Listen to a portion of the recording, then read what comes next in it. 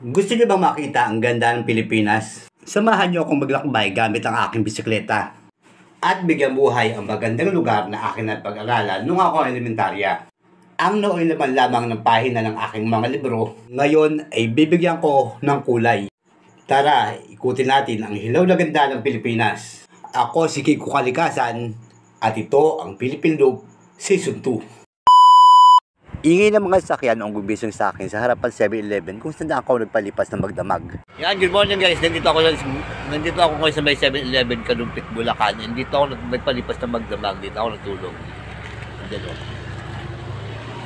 Yan. Yung bike ko. 7-Eleven. O, diba? Pulubi lang ang datingan. At nang maayos ko na nga ang aking mga gamit, ay nagpaalam ako sa security guard sa Baylayas. Pasado lang ko alas 4 ng umaga nang umpisang ko ang aking kapadyak. Ito na ang aking pangalawang araw. At nang makaramdam nga ako ng gutom, kunain ko muna ang dala kong tinapay. Sabay higop na rin na may init na kape. Mura, masarap at malilimbok samba na palaman ang kailangan nyo. I-try nyo itong cheese whiz, ito na siguro ang pinakamalilimbok na palaman. Wala kayong gagawin kundi ikutin nyo lang itong takip. At i-spread nyo lang sa inyong tinapay. Solve na ang gutom nyo. Mabibili nyo to sa lahat ng leading supermarket and groceries nationwide. Just remember, pag kailangan ng palaman, i-cheese whiz na yan. At pagkatapos ko nga magkape, ay bumili ko ulit ako ng kalsada hanggang sa marating ko na ang arko ng Pampanga. Una kong tinahak ang bayan ng Apalit. At ano ang Apalit? Ang Apalit ay isang klase ng puno, native tree, na dito lang sa ating bansa tumutubo. At mula sa bayan ng Apalit, 10 kilometro ang pinagdya ko hanggang sa marating ko naman ang bayan ng San Simon. Pasikat ng araw nang mapasok ko ang bayan ng San Fernando. Ang San Fernando ang kapital ng probinsya ng Pampanga. Galing ang pangalan ng probinsya sa Pampang. And welcome sa Filipino cuisine, syempre hindi ka pauhuli dyan ng Pampanga. Originally, dito nang galing ang kaldereta, sisig at ang Pampanga's best ng mga tusino at longganisa. Kilala rin ang probinsya ng Pampanga as Christmas capital ng ating bansa.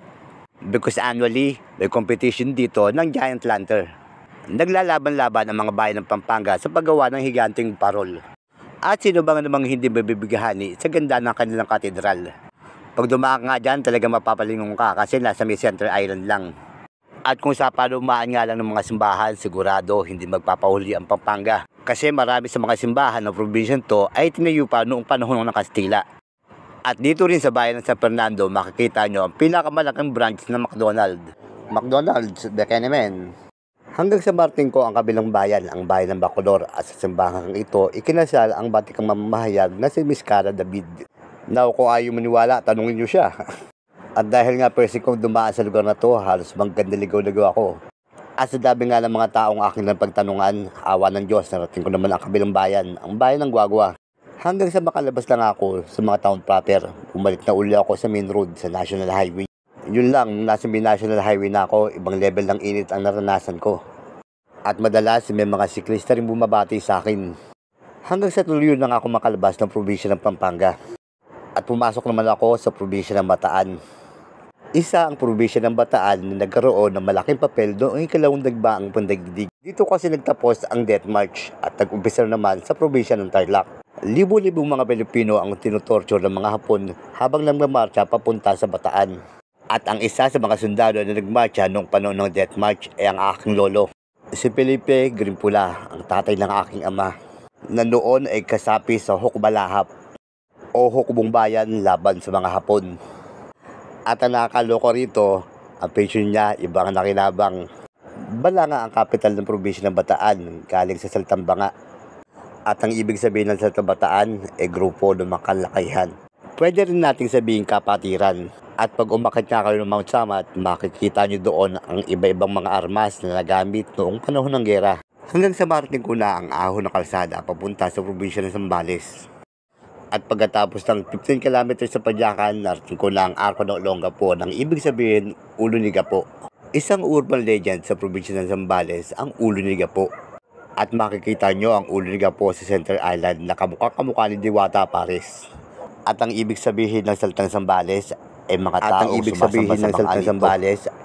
taong sumasamba sa mga anito. Well, maaari kasi ang unang nirahan dyan ay ang mga bayan nating Aita. Kaya kung sa pagiging Pilipino lang pag-uusapan, ang Ita talaga ang original. At sila ang pinakakawawa noong pumutok ang Mount Pinatubo. Kaya dapat lang talaga kailangan ng gobyerno ang kanilang ancestral domain. Yan, good afternoon guys. Nandito ako ngayon sa may... Malapit na ako sa may Subic eh. Pero ulang ka po pa rito. Kasunod ko ngayon maglalakad kasi yung likurang gulong ng bisikleta ko. Yun, butas na naman. Nakabutas lang. Galing po ngayon ng vulcanizing shop. At pagbaba ko nga ng mundok, buti may bukas pa ng vulcanizing shop. Swerte kahit paano kasi may open pa ng vulcanizing shop. Pinabulkanize ko muna ang gulong ng bisikleta ko. Magdidilim na bago kumarating ang araw ng Subic. At paglabas ko nga sa bayan ng Subic, pumasok naman ako sa bayan ng Castillejos. Gabi na nang marating ko ang bayan ng San Marcelino at dito na ako nagpalipas ng magdamag. At yan ang kwento sa likod ng pang 2 days ko sa kalsada. Maraming salamat sa panood and God bless.